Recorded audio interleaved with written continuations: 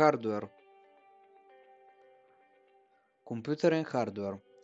Хардуерът е широко понятие, което се отнася до всички физически части, които изграждат компютъра. Вътрешните хардуерни устройства, които изграждат компютъра и гарантират неговата функционалност, се наричат компоненти, докато външните хардуерни устройства, които не са от съществено значение за функциите на компютъра, се наричат периферни устройства. Процесор. Процесорът или CPU е логическа схема, която отговаря и обработва основните инструкции, управляващи компютъра. Централният процесор се изгражда като основният и най-важен чип с интегрална схема в компютъра, тъй като той е отговорен за интегрирането на повечето команди на компютъра. Дънна платка. Дънната платка е централна комуникационна опорна точка, чрез която се свързват всички компоненти и външни периферни устройства. Дънните платки могат да бъдат намерени в почти всяка една техника, не само компютри и лаптопи. Видеокарта.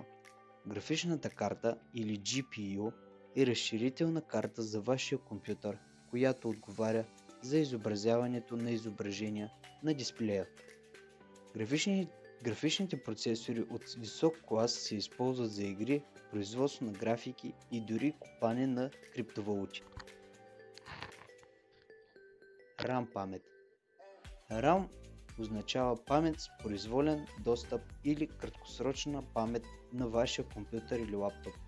Това е мястото, където се съхраняват данните, от които процесорът на вашия компютър се нуждае, за да изпълнява вашите приложения и да отваря вашите файлове. Захранващ блок. Захранващия блок преобразува мрежовия променлив ток в регулиран постоянен ток с ниско напрежение за вътрешните компоненти на компютъра.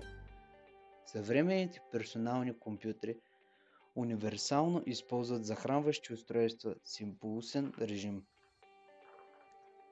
Твърд диск. Твърдият диск или хард диска е вид устройство за съхранение на данни, използвано в лаптопи и настолни компютри. Хард диска е енергонезависимо устройство за съхранение, което означава, че може да съхранява съхранени данни, дори когато към устройството не се подава захранване. С напредването на технологията има все по-бързи и компактни устройства, наречени SSD-та. На тази снимка е дадено един хард диск и едно SSD. По-добрият вариант според мен е SSD-то, защото то е по-бързо, по-компактно и по-тихо в сравнение с хард диска. Кутия. Кутията за настолен компютър помага за защита на компонентите от електрически смущения, физически повреди и натрапчиви чужди предмети. Също така е важно да има добър въздухопоток, за да се охлаждат добре компонентите. Отляво са ни дадени компютърните части, а отдясно вече готов компютър.